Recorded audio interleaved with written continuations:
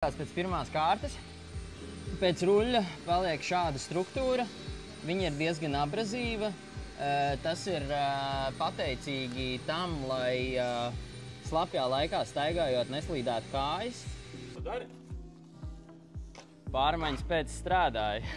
Šodien mēs esam Valmierā objektā Mapeko TNS Extreme. Super krāsiņa, priekš betona un dažādi citu veidu pamatnēm, asfalts un vēl šis tas.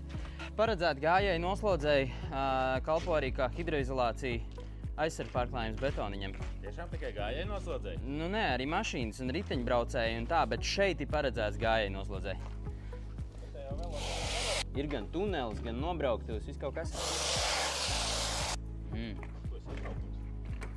Tāds baigais satraukums nav. Vienmēr jau objektos gribās, lai viss sanāk riktīgi čotka.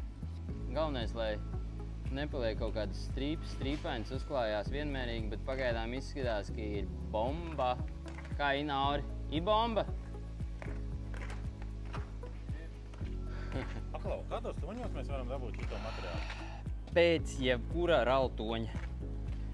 Pasūti. Gribi sarkanu? Sarkanu, zaļu, zilu. Tieši tā, reku, tur ir tenis laukums lejā. Tenis laukuma krāsā mierīgi. Tak darīs.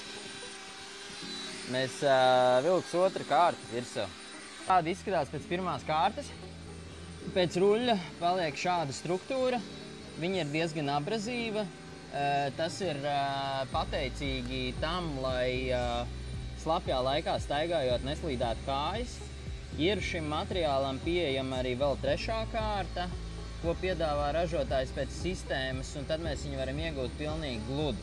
Līdz ar to viņš būs vēl vieglāk kopjams, bet tas ir attiecīgi pēc prasībām un pielietojumiem. Būs slidenāks. Būs slidenāks, protams. Būs.